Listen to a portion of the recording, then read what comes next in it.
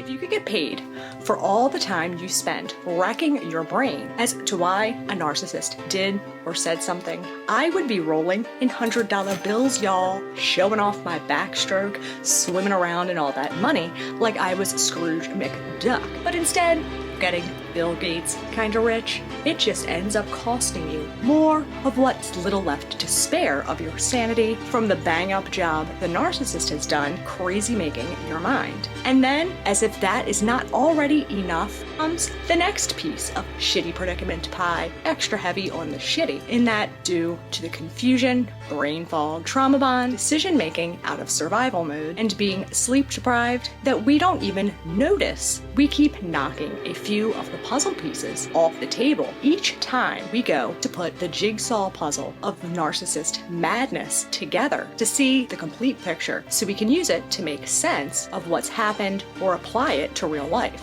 And that what seems so impossible to grasp isn't necessarily due to the complexity of NPD, but that those couple pieces of the puzzle sitting under the table are vital in order for the puzzle to come together in a way that it will make sense. So I suppose, being a glutton for punishment, thought, you know what would be fun? A little more brain racking. And off I went to try to see if I could figure out if there were any commonalities or any particular pieces of the puzzle that are getting knocked off the table the most, and by default aren't added into the equation when applying what we know about narcissists to real life situations. And after watching, I don't know how many videos, reading the questions people had in the comments, and going through article after article until my eyeballs were burning, I discovered there are not only certain pieces that most of us keep dropping, but there is one underlying key construct, or puzzle piece, if you will, that might just be the major malfunction in our being able to grasp the madness, as well as a few terms in regard to the fundamental development aspect being used incorrectly or confused with one another, that inevitably only adds to the confusion, as they play one of the most vital roles in understanding anything about narcissists, as it's within the disruption that leads to NPD. And I guarantee that absorbing this will bring you far more clarity, whether you are at stage Toto, we sure the fuck aren't in Kansas anymore, or if you are already well on your journey down the yellow brick road to getting your life back. And so off we go to try to make sense of the not so wonderful madness, because everything that these creatures do is completely ass backwards. Unfortunately, the easiest way to go about it is to just go ahead and explain briefly these areas and then the role they play in NPD. So bear with me for just a sec, as these really are vital to grasping anything about the way narcissists think and behave. Whole object relations. More or less, you can recognize that you and others can have both strengths and flaws, and have the ability to simultaneously hold mutual contradictory ideas, meaning that a person isn't all good or all bad. Object constancy is the ability to maintain positive feelings towards someone during emotionally difficult times, making you capable of remembering that you like someone even when they've upset, frustrated, angered, or disappointed you, as well as remain these emotional ties when they aren't physically present. Effective empathy is when, quite literally, feel what the other person is feeling, almost like you've caught their emotions, whether or not you have ever experienced the same thing that's causing their distress. Intersubjectivity and having intersubjective understanding is the shared or reciprocal experience between two people, whereby the experience of each is having an impact on the experience and thought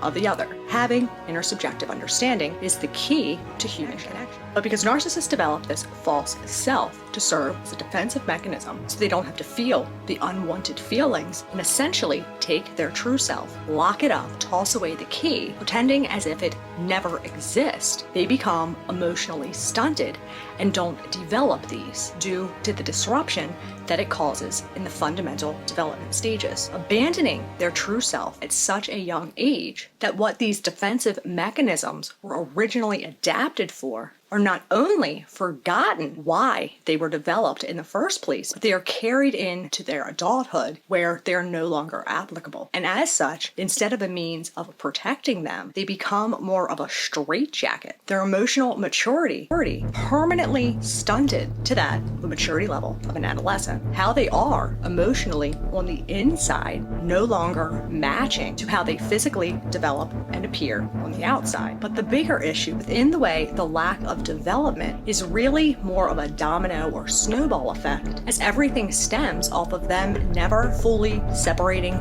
detaching, or developing the concept of there being an extensions of I or themselves, such as my dog, my opinion, my religion, my house, and that there are things other than I, such as his cat, her opinion, his shoes, her property, and that they literally do not see others existing in terms of them having their own identities or being a whole person. Everything and everyone to them is just another toy or prop in their never-ending game of dress-up that they can play with and use to get their needs met and to provide them the validation they need in order to keep their delusion to carry on. And it truly eliminates their ability to ever have effective empathy, because there's no way that they can relate or have an understanding how somebody else feels when they don't see others as others or have feelings that exist, to which there's so much emphasis placed on their lack of empathy.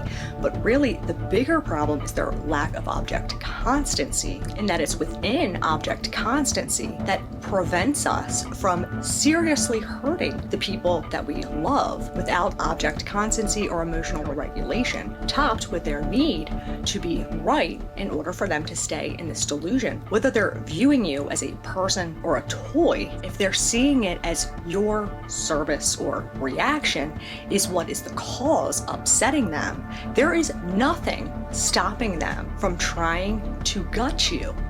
Literally, because their mission is 100% entirely dedicated to keeping this delusion alive, which is something that they need to do, not just persistently, but consistently at all times. It is the only thing and everything behind their motivations and intentions. Doing this since they were a young child, and through trial and error have become masters at manipulating and creating these illusions for others, necessary to get the validation that they need that yes, you see them as this delusional belief, and has really nothing to do with them being validated in means of praise, because they don't care how you feel about them, because in their eyes, you're not a person. No amount of compassion or love in the world is going to help them, because they truly, legitimately don't give a single fuck how you feel, because they don't see you as having feelings. And there's nothing that you can do